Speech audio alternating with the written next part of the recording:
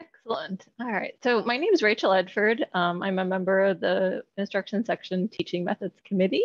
I just want to welcome you on behalf of the committee and thank you for joining us today. And as we were saying before, I think this is definitely a very timely topic and just very excited to learn about this.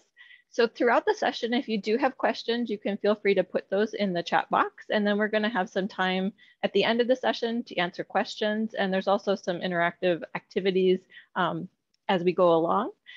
Towards the end of the session, we'll also be putting a link to our survey for you to complete, and we'd really appreciate your feedback with that. So now I'd like to say a little bit about our speaker. So Elisabeth White is the Science, Technology, and Mathematics Librarian at Townsend University in Maryland. She holds an MLIS from St. Catherine University in St. Paul, Minnesota, and a BS in Biological Chemistry from Bates College in Lewiston, Maine. At Townsend, Elisabeth is the subject liaison to biology, chemistry, computer science, environmental science, mathematics, and related majors and programs. That's a lot of departments. Her scholarly interests include digital accessibility, inclusive teaching practices, and strategies for promoting science identity in undergraduate students. Prior to starting at Townsend, Elisabeth worked as a public library assistant, a math tutor, and a junior laboratory technician at a biomedical engineering lab. And now I'm going to hand things over to Elisabeth. Thank you so much, Rachel. And thank you all for joining me this afternoon for this ACRL virtual session, Showing Them You Care, Incorporating Compassionate Teaching Strategies into Information Literacy Instruction. You can follow along with my slides at tinyurl.com/compassionate-library. So feel free to view those now, look at them later, or share them with any of your colleagues that you think may be interested too. And you'll also notice that there are some speaker notes there too. So that's another way that you can refresh your mind about the many different ideas that I'll be sharing with you today. So you've already gotten a little bit of an introduction of who I am, but I'll add that my pronouns are she, her, and give you a little bit more information about Towson, as well as my interest in the topic of compassionate pedagogy. So Towson University is a public doctoral granting university located just north of Baltimore, Maryland, and it has a very diverse student body of about 22,000 students. I've been in my role for about 3 years, so I had about a year or so of normalcy and just figuring out how to be a successful librarian before the pandemic hit and turned everything sideways. So as I was kind of struggling to figure out not only how to be the best librarian I can be, but also how to suddenly do all of my job online, I also really thought about the many struggles that students were facing at the same time, as many of them were learning how to learn online for the first time.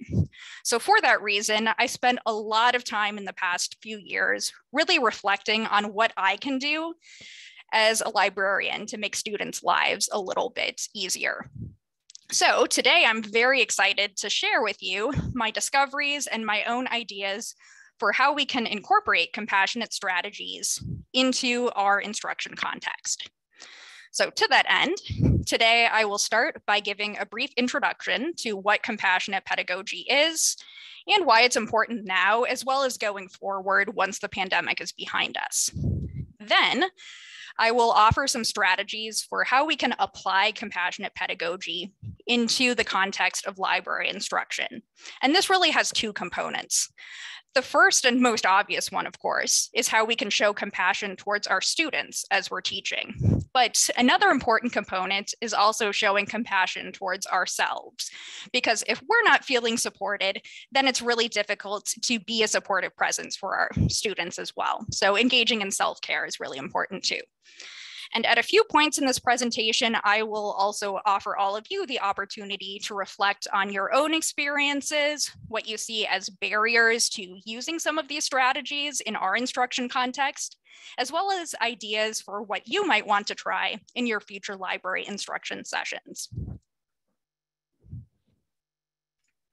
All right, so let's dive in. To understand compassionate pedagogy, we need to start by examining the concept of compassion.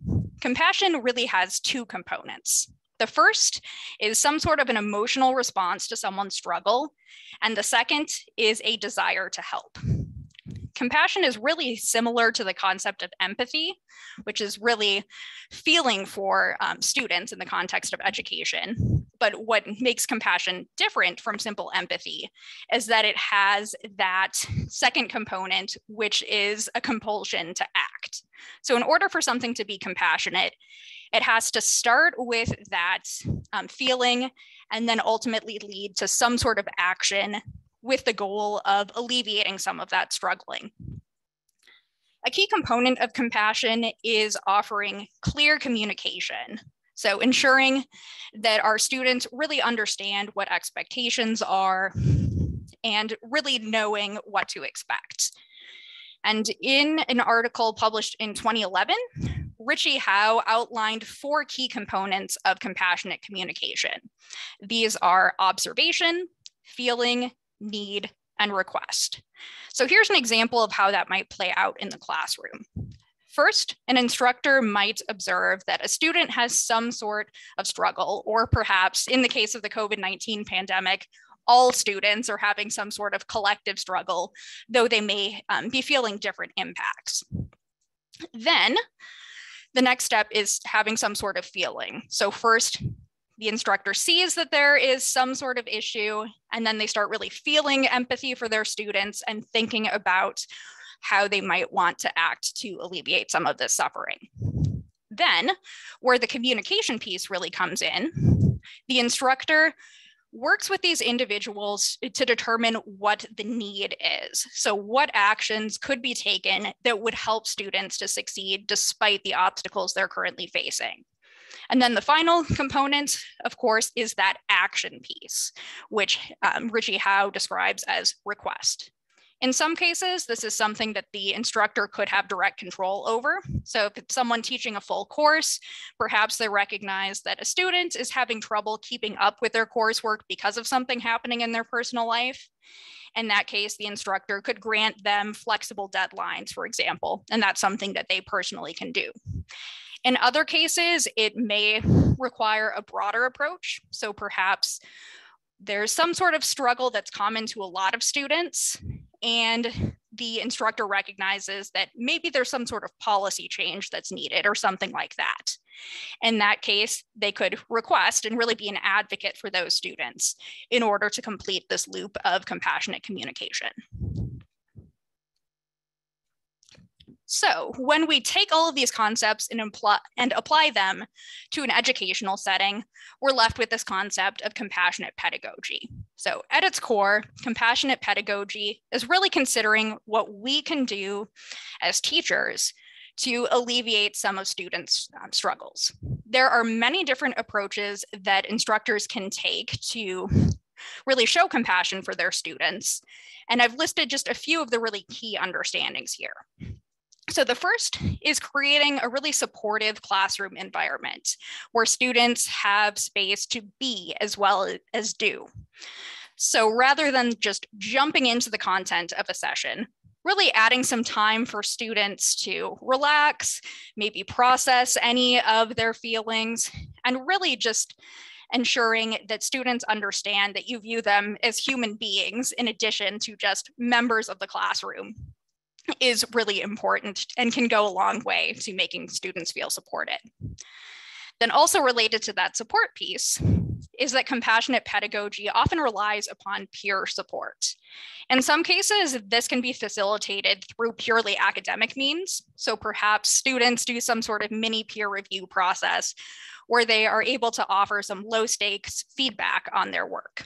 But it can also really include things like study strategies, or in cases where everyone is going through some sort of collective trauma like we've experienced in the past few years, you could invite students to share strategies that have worked well for them. So How have they minimized distractions in their home environment? Or what study skills have they learned that they think their peers could benefit from?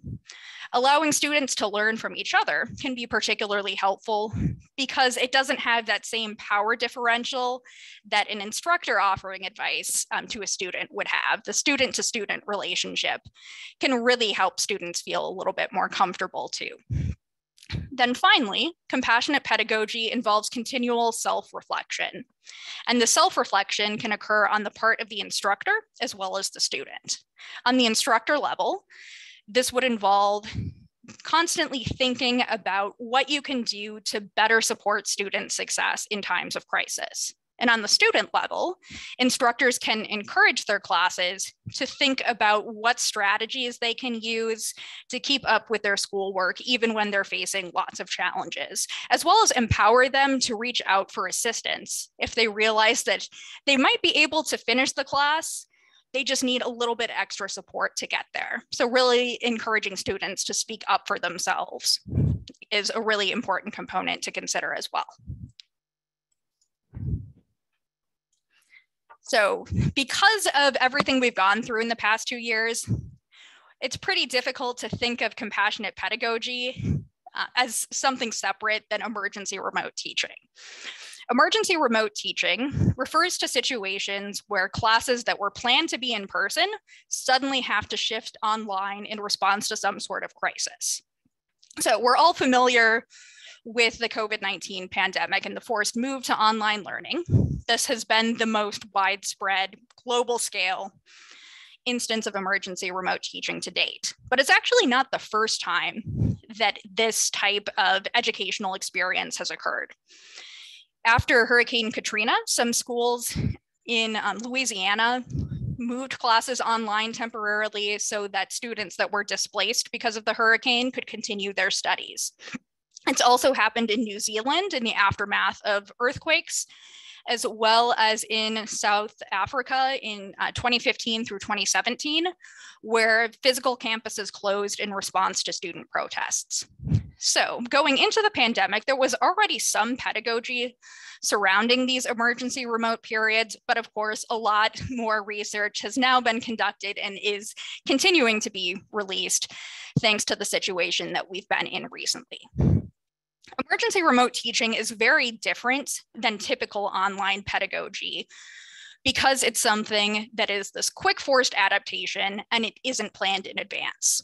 It would be wonderful if we could all approach every online teaching experience by doing some professional development, really diving into best practices for online instruction.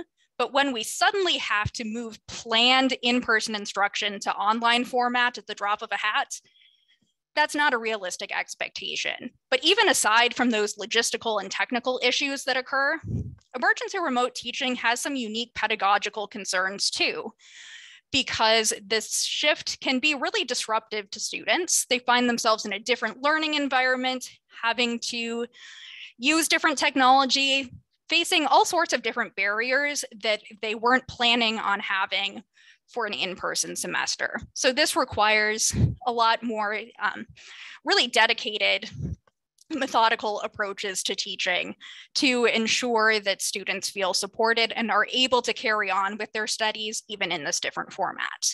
So emergency remote teaching really asks us to consider not only the logistics of how we can shift a course online, but how we can also address the new and really challenging situations that students find themselves in. So I have a few examples here of approaches that instructors can take to help students really make it to the finish line with these classes in these challenging circumstances. So once again, communication is really important here. Instructors should set really clear expectations about how the course is changing, how the course is meeting, and having flexibility for students to reach out with any concerns they have, get their questions answered, that sort of thing. So that can include flexibility both in the mode of communication, as well as flexibility in when the instructor makes themselves available to students. So that students' schedules may be very different when they're suddenly learning from home than when they were on campus. Another really useful method here is to encourage positive thinking. And that isn't to say that we should walk into the classroom and ignore the crisis unfolding around us. It's still okay to acknowledge that, but it can be helpful to encourage students to reframe their thinking a little bit. So rather than just having an open venting session where students talk about how hard it is to be learning online for the first time, instead, ask them to reflect on what they've managed to accomplish despite all of those obstacles.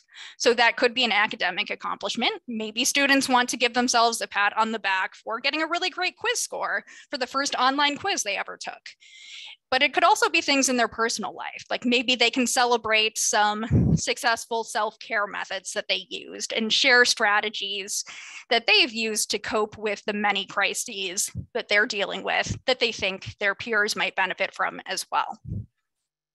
And really just reminding students that the fact that they're choosing to continue their studies in such a challenging situation is really beneficial too.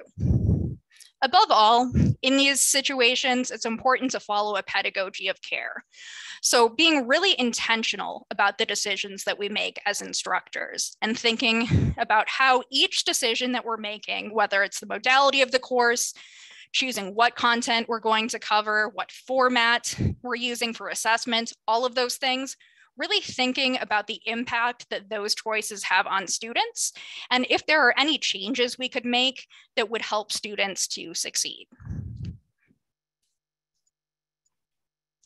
All right, so after the past 2 years, it should hopefully be pretty apparent to all of us by now that there are benefits to showing compassion for students because we've all been through a very difficult experience. However, now that we're in a much more stable situation and there isn't as much uncertainty as there was back in March 2020, there is still a benefit to using these strategies in the classroom because it's always going to be fair to assume that students are going to have some sort of struggle outside of the classroom that we may not see when we're teaching. So students could have lots of outside obligations, perhaps they have caretaking responsibilities, they're trying to juggle one or more jobs while keeping up with their coursework. Perhaps they have a long-term physical or mental illness that they're dealing with. Or perhaps they're just struggling to adapt to college because it's a very different experience than what they had in high school. So all of these things could affect students' ability to continue with their coursework, or in our context, to even focus on the content of an information literacy session. So it's going to be important to continue to use these strategies to remind students that as their librarians, we do really care about their success, and we want to create a supportive environment where they're able to learn, ask questions without any fear of judgment. Now, there are certainly some challenges that we have in our instruction context within the ubiquitous one-shot model of library instruction, where perhaps we meet with students once for an hour and that's the only time that we see them. That can make it challenging to use some of these strategies, but at the same time, this unique situation that we have has some affordances for us as well. For example, in almost all cases, the one exception being librarians who are teaching for credit courses, librarians aren't the ones that are grading student work. So they can be seen as kind of this neutral outside party that students can ask questions to that they might not feel comfortable asking their professors about. And there, the librarian can really help to support them without their professor even knowing that they reached out for help.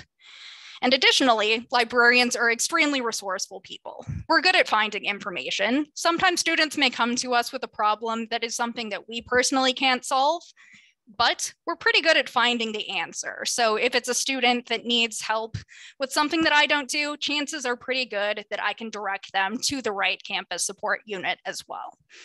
So it's really important for us to take advantage of our unique perspective as librarians to really support student success in a unique way. All right, so I've done a lot of talking at this point, so I'd like to take a little break and hear from some of you.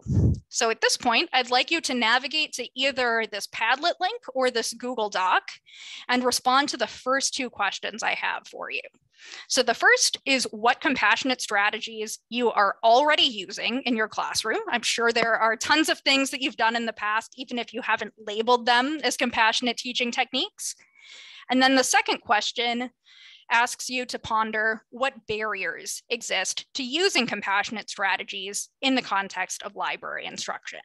So if you'd like to use the Padlet, that URL is tinyurl.com/ACRL-compassion. And I know Padlet does have some digital accessibility issues. So if you're someone that uses keyboard navigation or a screen reader, then I suggest you try the Google Doc version instead, which is tinyurl.com/ACRL-compassion-doc. So they both contain the same questions, they're just formatted slightly differently. So I think I'll give you 5 minutes or so to add your thoughts to either of those places. And if you have questions right now, I would be happy to answer those too.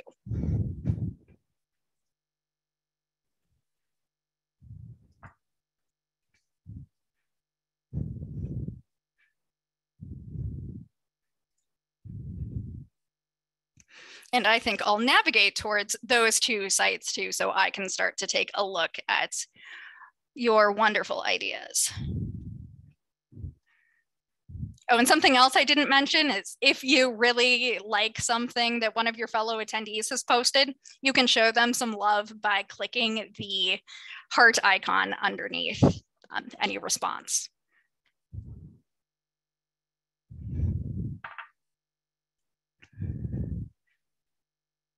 Yes, and I'm so happy to see captions mentioned there too. As you heard in my bio, I'm also really passionate about digital accessibility. So whenever I create content, I make sure that it's captioned too, as well as going in and editing those automatic captions too. Because while the automatic ones are better than nothing, it's still going to create a lesser experience for folks that rely on those as the only means of getting that informational content. So that's something that we want to avoid too. Excellent. Yes, really getting to know where students are at here with surveys. Yeah, I like the idea of a mood check. That can be a really useful tool to kind of see what environment you're walking into and really addressing that in your instruction too. Ooh, love the idea for anonymous contributions too. And I think that's something that's been really interesting that's grown out of the pandemic as well. So while it's certainly been difficult to teach on Zoom for many of us, one really nice thing is having that chat feature. So students don't even have to vocalize something. And as a librarian, if like I might see their name, but if it's just a black box on a screen, then even though their name is attached, it's still kind of like pseudo anonymous in that case. Yeah, these are great ideas.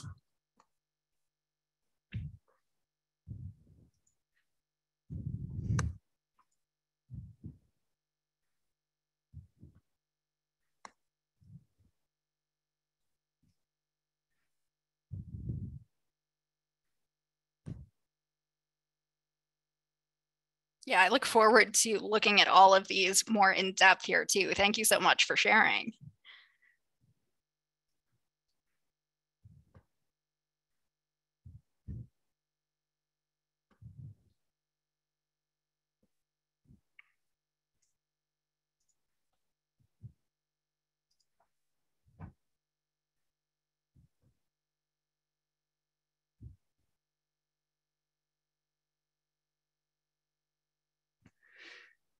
Yeah, these are some really thoughtful barriers that you're mentioning too. A lot of these really resonate with me too. So yeah, relationship building in a single session, that's really difficult. And sometimes you really have to rely on letting students know that you're available outside of class so they can meet with you afterwards. And that's where you can really start to build those one-on-one relationships in a way that you can't do when you're just seeing a full classroom of students for an hour. And yes, definitely the time constraints is a big barrier. Yet faculty sometimes might not be using the same strategies that we would like. Ooh, and contradicting student needs, that's definitely something to consider too.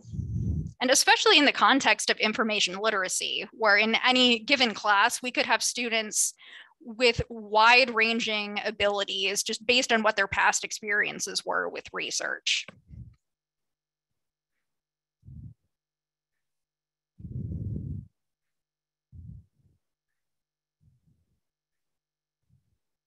Oh yes, and knowing students' names, that's tough too. One thing I liked about Zoom is that like I could call on people or thank people for their ideas by name, and that felt a little bit more personal since it was right there on the screen. But yes, you have to be a little bit more creative for an in-person session if you want to have that type of connection.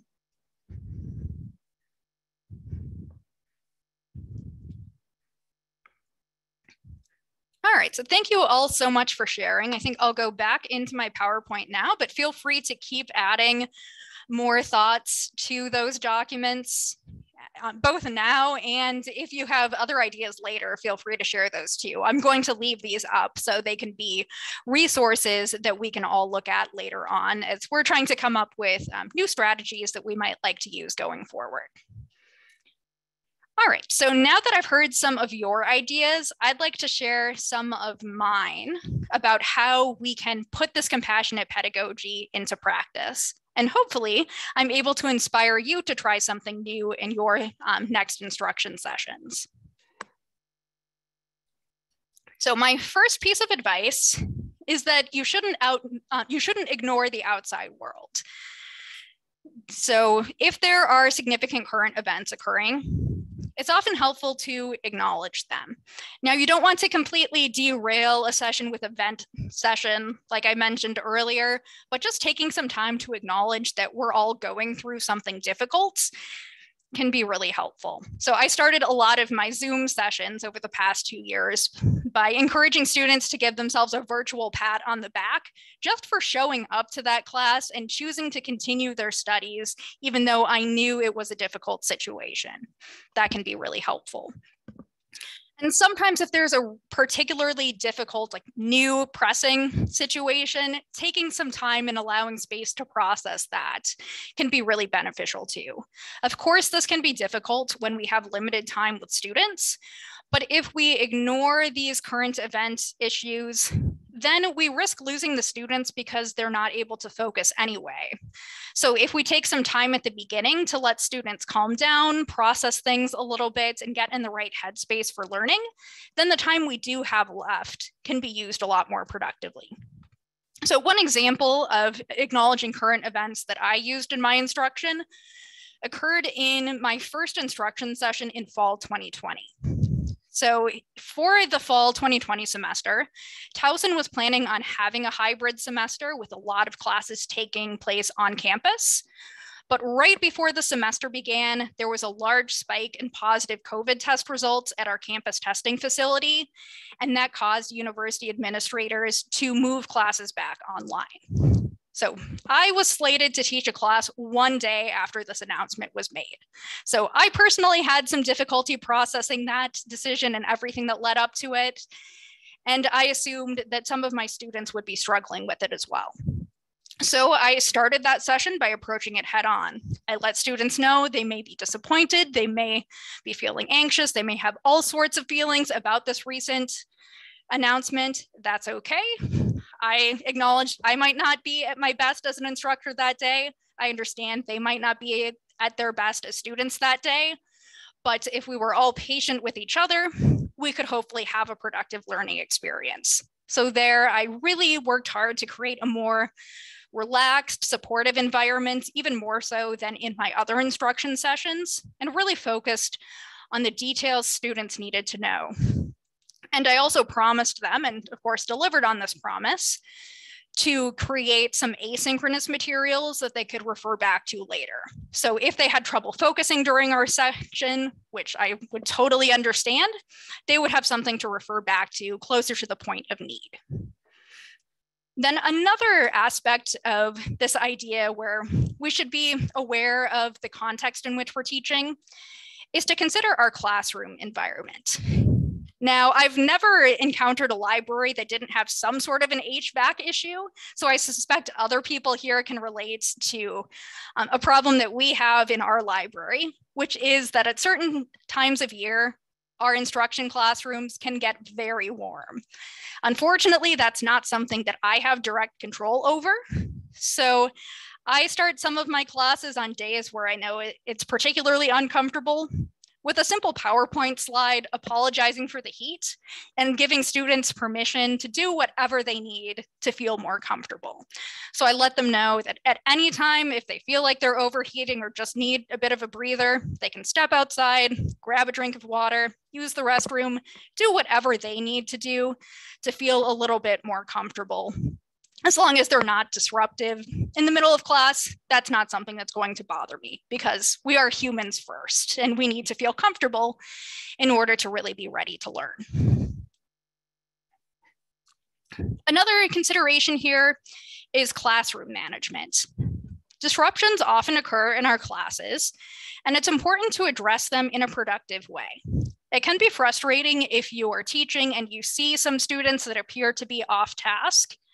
But what you don't want to do is intervene, call them out on it, and then lead to them feeling a bit shameful for it, because there could be plenty of different reasons why that disruption is occurring.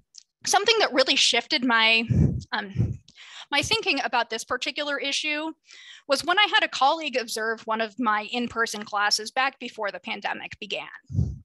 In this class, I was feeling a little bit frustrated because I noticed a couple students near the back of the room seemed to be constantly off task, having lots of side conversations, and really weren't keeping up with us and could potentially be distracting other students. So I found that really frustrating. I was starting to think, wow, I guess these students just really aren't excited to be here. They're unmotivated. I guess I'll just really focus my attention on really engaging the folks that are making an effort to stay on task. But when I debriefed with my colleague afterwards, I realized that my own perceptions about why they were off task were pretty off base. Because this colleague was sitting close to them, she was able to identify that those students were often off task because they got lost because they couldn't hear me well enough. You can't tell on Zoom, but I'm not very tall. If I'm in an instruction classroom behind the presenter station, sometimes my voice can get a little bit muffled when there is a computer monitor in front of me because my head is not going to go above that screen. So from that point forward, I've made an effort to walk away from the podium whenever possible, or really amp up my volume if I have to be using the computer and speaking at the same time. And of course, amping up the volume really comes in handy when you're teaching in the KN95 too. So really thinking about why those disruptions are occurring and seeing if there's something that you can do to support students and bring them back with you rather than shaming anyone for causing a disruption, because there could be plenty of issues that you're not aware of. So try not to make too many assumptions there. My next tip is to take a less is more approach to lesson planning. Now, this is very hard for me personally because I'm very passionate about what I do. I know I'm knowledgeable about scientific research and I want to share all of this information with students. However, if I try to cover everything under the sun in a single session, that's doing a disservice to students because it can create this information overload or contribute to cognitive overload where students have trouble processing and retaining that information. So rather than trying to cover all of these different topics in a short session, I recommend focusing on just a few really important learning outcomes that are relevant to students' specific needs.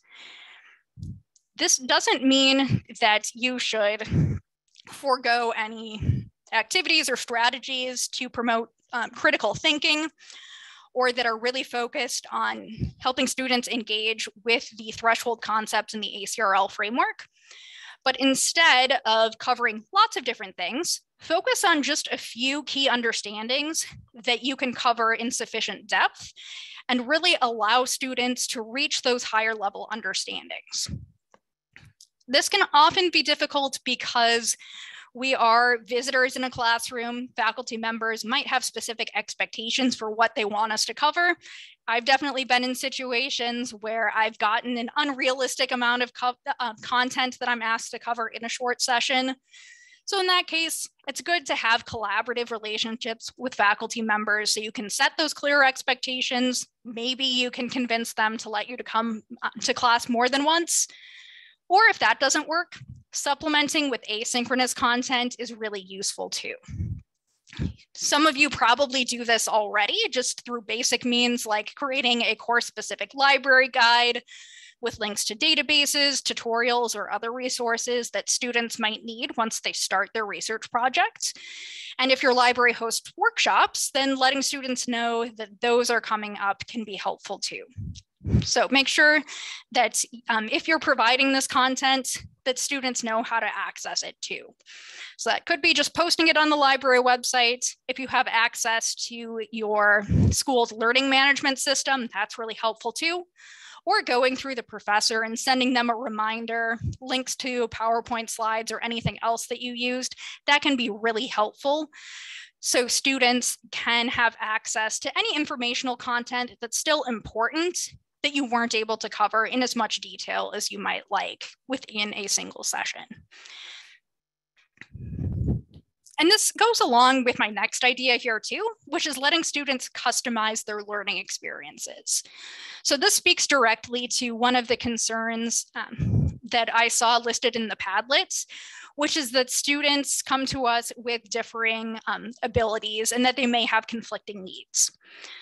So in this case, letting students focus on the most important bits of information for them specifically is really going to help them succeed. To do this effectively, it's helpful to assess where students are at, either before class, ideally, if you're able to get buy-in from a faculty member. You could do something like a quick survey or have a quick chat with them about what they know students' current skill level is. Or if you don't have that information ahead of time, sometimes doing just a quick show of hands at the beginning of an info lit session can be a useful way to gauge what information is most important for you to cover in that session. One way to customize learning here would be planning content for many different topic areas, and then giving students a choice over which pieces you cover in that session.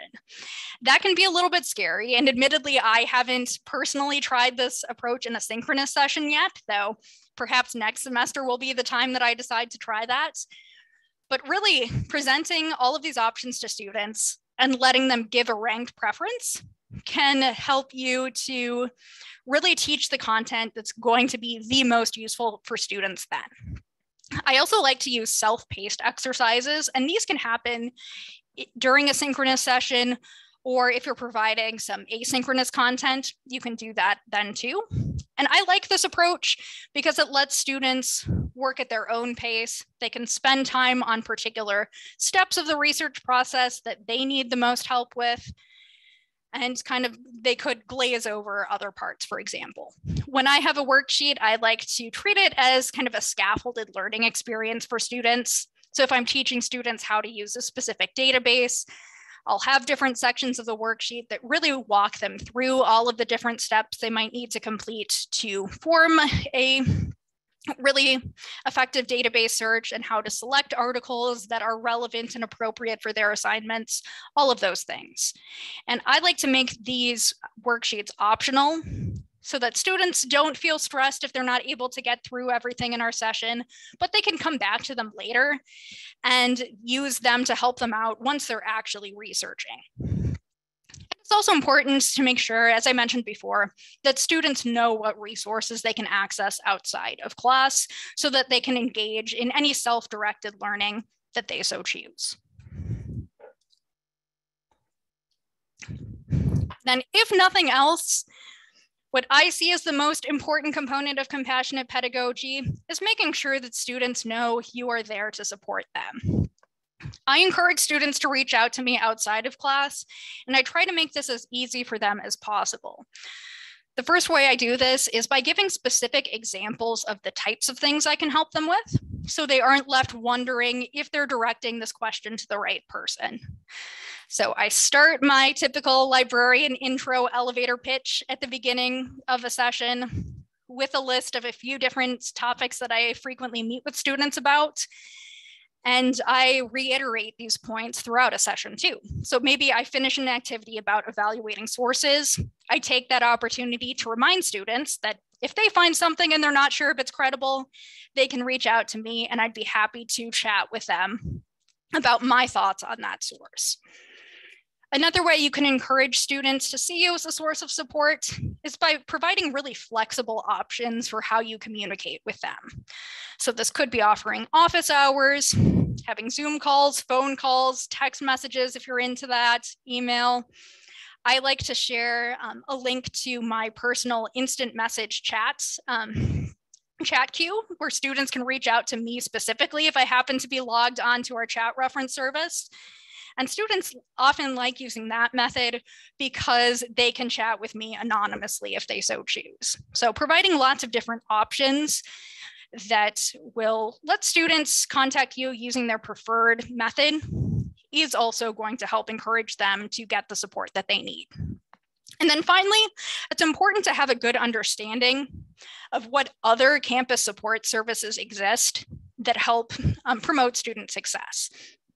So here, you really want to focus on making meaningful referrals for students. So when I say meaningful, I mean that you should have a good understanding of what these different support units do before directing students there. So let them know what they can expect if they reach out to that particular service. Maybe you have a really great collaborator there, so you can talk up that specific person that they might make an appointment with. And I also find it's helpful to help facilitate that appointment making process for students. So oftentimes if I'm meeting with a student and I recognize that they could benefit from a trip to the Writing Center, I will walk them through the process of scheduling a virtual appointment to make sure they actually follow through and make that appointment when I'm right there with them. Whereas if we say, hey, you should visit the Writing Center, they might make an appointment later, or they might not follow through. Maybe they forget how to get to their websites. But if you work with them, make the process as easy as possible, then you can really connect students to the supports that they need to be successful. All right, then finally, it's also important to show compassion towards ourselves. Because in order to be really compassionate instructors that are there for our students, we need to support ourselves first. It's the same as this analogy whenever you get on an airplane where the safety presentation says, put your own gas mask on first before helping those around you. We really need to support ourselves before we can provide meaningful, compassionate responses for our students. So there are many different ways that you can do this here too, but it's important to really acknowledge what works for you and to keep a habit of those self-care strategies. One way you can do this when planning instruction is to play off of your existing strengths and build from there.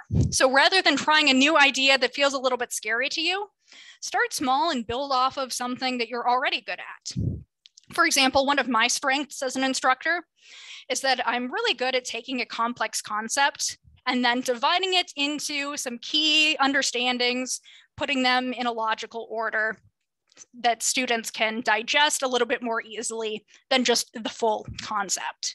So I use this in a number of ways in my instruction. It lets me use this less is more approach, where maybe I focus on just one facet of that particular concept for a class. And it also serves me well when creating these asynchronous materials, so I can create a really thoughtful tutorial that goes through the different steps of whatever process I'm teaching students in a way that is easily understandable and that they could repeat in their own research. It's also important to just make sure that your basic physical and mental needs are met before class too. So maybe that means that you have some sort of pre-teaching ritual. For example, with all of my Zoom classes, I always started by making sure I had 2 beverages in front of me, which I also have here today. One hot, I've got my tea, got my water. I know I'm set if I start to feel a little bit dehydrated.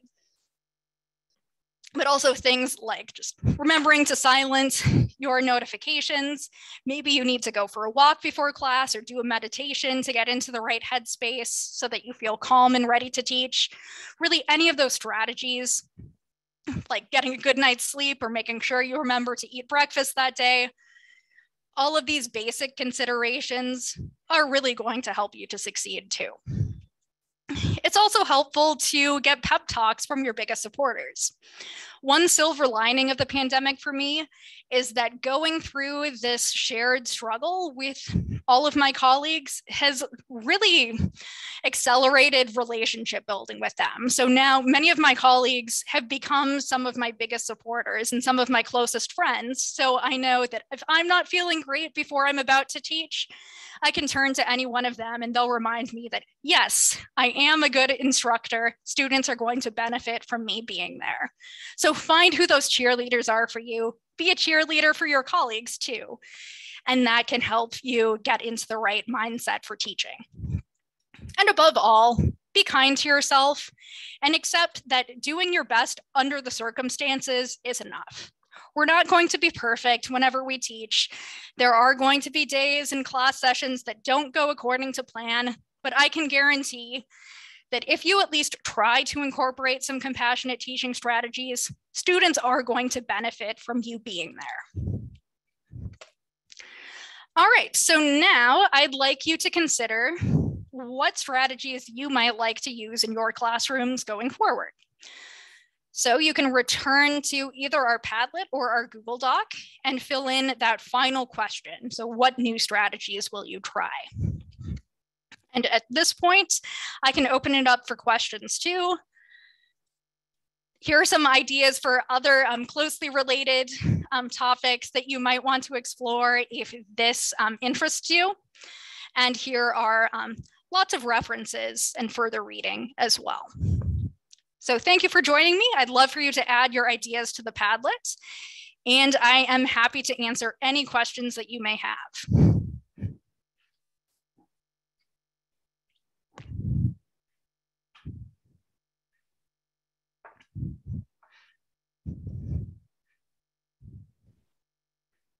And we've got a lot of great comments and suggestions in the chat, just kind of working off some of the things that you mentioned about, I think we all feel a lot of times overwhelmed with kind of one shots where faculty are expecting huge amounts of things. But like you said, keeping it simple, I think, is definitely a good goal to get to. And we had some other people kind of chiming in about agreement with giving students a mental break. And I think that, can be really helpful.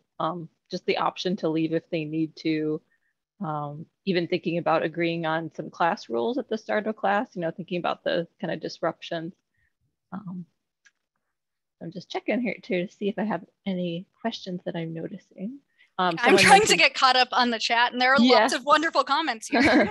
Someone else mentioned the idea of the personal chat link. Yeah, I really like that too, because I'm on our our chat, and it seems like you said, that might be a way for them to feel a little bit more comfortable, like doing on the chat, say, than just reaching out, doing a Zoom session or even email sometimes.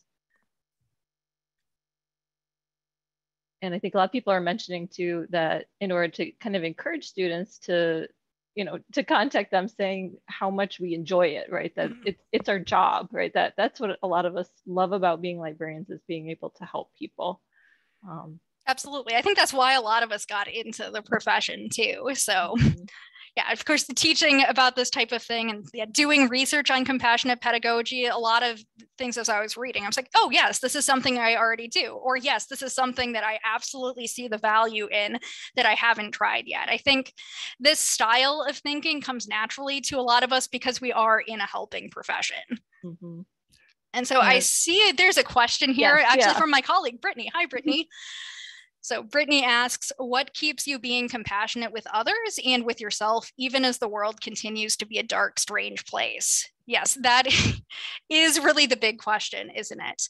I think just knowing that I'm making a difference for students, and that difference isn't necessarily helping them to complete that research paper, but letting them know that there's someone in their corner that really believes in them, wants to see them succeed, and knows that they can do it. They just might need a few extra supports to get there. So I find it's really gratifying when I look through post session feedback. I do a survey at the end of most of my sessions where I ask lots of open-ended questions like what went well, what would have made the session more useful, that type of thing. And just seeing responses where students say like, the most helpful thing was learning that there's a friendly person in the library that can help me with my biology research. Like that really makes me feel good, because while yes, I would love for students to retain all of these details that I'm sharing with them in a session, really my most important consideration in every instruction session is that students know where to go if they need help along the way. Great. It looks like we have a few other questions. So just below that, so due to COVID, students are coming in with even less info-lit knowledge. How can we simplify and slow down when there's more to teach? Great question. That is a really great question too. So I think really it's just meeting students where they're at. So if you recognize that what you originally planned for an intro level course doesn't seem to fit the students that you have there, take it a step back and think about, okay, what do these students know now and how can we build upon that? So yes, you might not make it to the same points in a lesson and the same understandings that you might have in a past semester, but that doesn't mean that your instruction session isn't valuable. It's just, you have to recognize that your goal should be to really create the best experience that you can under the circumstances. So if you try to cover content that isn't really appropriate for the particular context you're in, that's not going to be as successful as really doing a more student-driven approach. So in some cases, this can require a little bit more negotiation with a faculty member. Perhaps you can convince them to do a subsequent session if you don't get to everything that they wanted you to cover. Or what I like to do is create some custom asynchronous content for that class. So when a class doesn't go according to plan, I don't get through everything. A lot of times I already have this nice library of asynchronous stuff I can share. But in some cases after a class, I realize, oh, these students could really benefit from learning this particular skill. I don't have something about that yet, but I'm going to go ahead and create it, share it with their professor so that they can continue their learning that way. Maybe it could be assigned as an extra credit assignment or something, but really making sure that students have access to that additional content.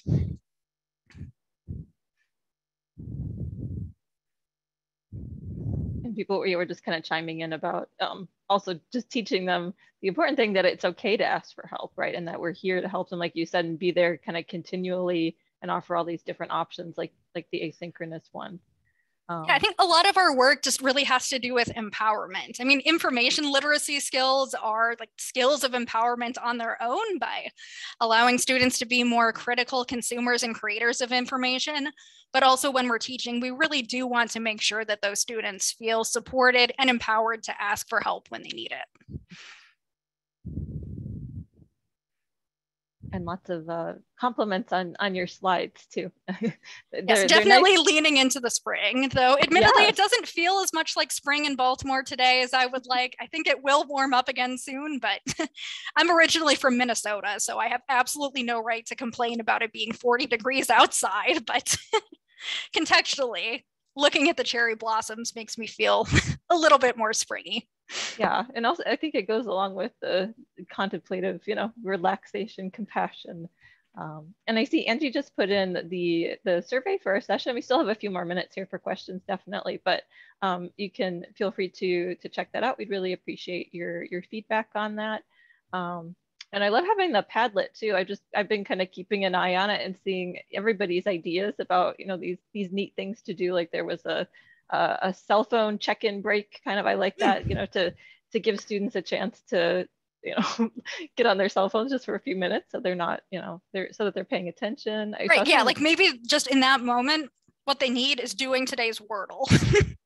Mm-hmm. And I actually had a question myself because in your bio, I know we mentioned that you're interested in kind of accessibility too. Do you see a connection between compassionate pedagogy and kind of universal design for learning, accessibility? I mean, it seems like they kind of go hand in hand or dovetail on each other. They absolutely do, because compassionate teaching really is about meeting students where they're at and making sure that you're using these inclusive strategies to support everyone. So it's essential that you ensure your materials are presented accessibly so that everyone in the class is able to have an equitable experience with them. So like when I'm creating PowerPoint slides, I always make sure that the reading order is correct, that I have alt text for any images, contrast issues aren't there, so that if someone wants to refer back to my materials after class, they can do so, whether they're using a screen reader, whether they're watching a video and they need those captions. I make sure that any materials I'm providing to students are things that they're going to be able to use, regardless of what assistive technology they may have. So yes, I think that's absolutely essential, because it's recognizing that everyone has something unique to contribute. Everyone is equally valid. You want to make sure that every single student feels supported by you. And one way to facilitate that is by making sure that everyone can interact with your materials. Great. Yep.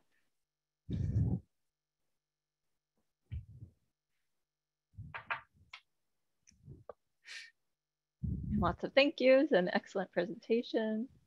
We're winding down here, just have a few more moments. So if you have any additional questions, and just a thank you about having the speaker notes too. Yeah, and so yeah, we do have the link to your slides. That was really helpful that you provided too. Yes, and I'm sure there are things in the speaker notes that I didn't say either, because my colleagues who are on the call know this very well already. So I have a lot of strengths, but reading from a script is not one of them. So the speaker notes are what I plan to say. What I actually said probably has some unique tidbits too, but there may be other things there that could spark interest that I was not able to verbalize in our live session today. Yeah, completely understand that. Yeah. I just want to thank everyone for attending, and thank you, Elisabeth, too, for your presentation. As so many people are saying, it's so relevant right now, and it's also uplifting, right? Instead of sitting around kind of complaining about, oh, woe is me, it's focusing more on how can we be proactive and positive about the situation that we're in, and how can we learn from it, kind of moving forward, I think, and take some of these strategies that we're maybe forced to kind of develop, and as we hopefully move out of the pandemic in the future. Absolutely. Yes, and I've certainly done a lot of that venting myself in the past 2 years, but I like to channel it into something productive. So that's really how this research came to be. Mm-hmm. Yep. Yes, thank you all so much for coming. And please do share these slides with anyone that you think might be interested.